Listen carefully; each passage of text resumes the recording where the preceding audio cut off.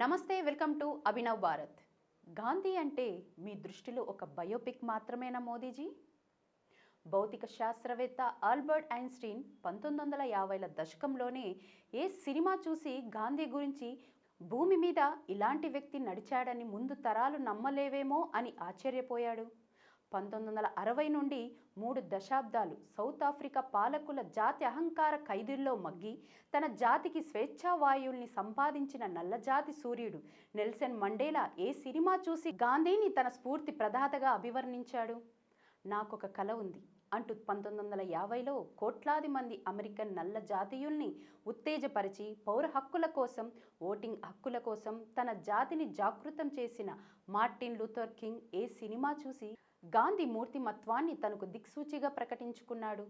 ఇప్పటికీ తన ప్రజల కోసం దేశం విడిచి తలదాచుకున్న దలైలామా, తన గిరిజనుల కోసం పోరాడిన సరిహద్దు గాంధీ అబ్దుల్ గఫర్ ఖాన్, వియత్నాం స్వేచ్ఛ ప్రదాత హోచిమిన్, కొరియన్ గాంధీ చోమ్ మాక్సిక్, మయన్మార్ స్వతంత్ర పోరాట యోధురాలు ఆంగ్ సాన్ సూకీ, అమెరికన్ వ్యవసాయ కార్మికుల హక్కు కోసం పోరాడిన సీజర్ సావేజ్, ఇలా భూగోళం మీద అన్ని మూలాల్లోనూ, అన్ని రకాల సమాజాల పౌర హక్కుల పోరాటాల్లోనూ, జాతి వివక్షను దునుమాడే ఉద్యమాల్లోనూ గాంధీ అనే ఒక నిలువెత్తు శక్తి అంతర్లీనంగా, బాహాటంగా ఈ రోజుకి ప్రజ్వలిస్తోంది.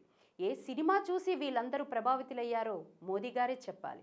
మోదీ వ్యాఖ్యల వెనుకున్న కారణం ఆర్ఎస్ఎస్ భావజాలం అని చెప్పుకోవచ్చు. ఎందుకంటే రాష్ట్రీయ స్వయం సేవక్ సంఘ్ సభ్యులు గాంధీని ఎప్పుడు విమర్శిస్తూనే ఉంటారు. ఆర్ఎస్ఎస్ నుంచే వచ్చిన మోదీ ఇలా మాట్లాడటంలో తప్పేముంది? ఆర్ఎస్ఎస్కు గాంధీ అంటే ఎందుకు పడదు అంటే 1946-47లో ముస్లింలు, హిందువుల మధ్య జరిగిన అల్లర్లలో సహజంగానే ఆర్ఎస్ఎస్ హిందువుల వైపు నిలబడింది. ఆ సమయంలో గాంధీ ముస్లింల కోసం చేసిన కొన్ని వ్యాఖ్యలు ఆర్ఎస్ఎస్ వాదులకు నచ్చలేదు.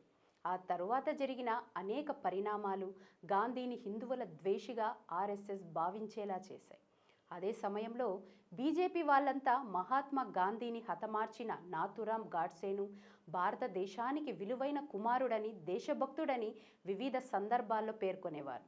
ఎందుకంటే నాథురామ్ గాడ్సే ఆర్ఎస్ఎస్ సభ్యుడు. గాంధీ హత్య తరువాత నెహ్రూ ప్రభుత్వం ఆర్ఎస్ఎస్ను కొన్నాళ్ల పాటు నిషేధించింది. ఆ తరువాత జరిగిన విచారణలో ఆ సంస్థ తప్పు ఏమీ లేదని నిర్ధారణకు వచ్చారు. అప్పటి నుంచి ఆర్ఎస్ఎస్కు గాంధీ మీద మరింత ద్వేషం పెరిగిందని అంటారు. ఇది మరోసారి మోదీ మాటల రూపంలో బయటపడింది. అయితే ఈ వ్యాఖ్యల వల్ల నిజానికి మోదీకి నెగిటివ్గా మారే అవకాశం ఉంది. వ్యక్తిగా గాంధీ ఎలాంటి వారు, ఆయా సందర్భాల్లో ఎలా వ్యవహరించారో, దేశం కోసం, స్వతంత్ర పోరాటం కోసం, నిధుల సేకరణ కోసం ఏం చేశారో మై ఎక్స్పెరిమెంట్ విత్ ట్రూత్ ఆత్మకథలో రాసుకున్నారు.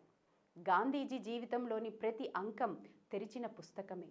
ఆయన తన జీవితాన్ని దాయాలనుకుంటే ఆర్ఎస్ఎస్ అనుకున్నట్లుగా పక్షపాతి అయితే ఆ విషయాలను దాచిపెట్టేవాడే.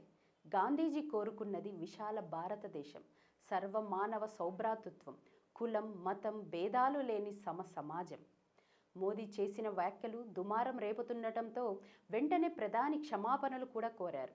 కానీ సోషల్ మీడియా యుగంలో చేతులు కాలేక ఆకులు పట్టుకున్నట్టుగా ఇప్పుడు ఆయన నాలుక ఖర్చుకున్నా జరగాల్సిన నష్టమంతా జరిగిపోయింది. కాంగ్రెస్కు మోదీ మీద విరుచుకుపడ్డానికి ఒక కొత్త ఆయుధం దొరికింది.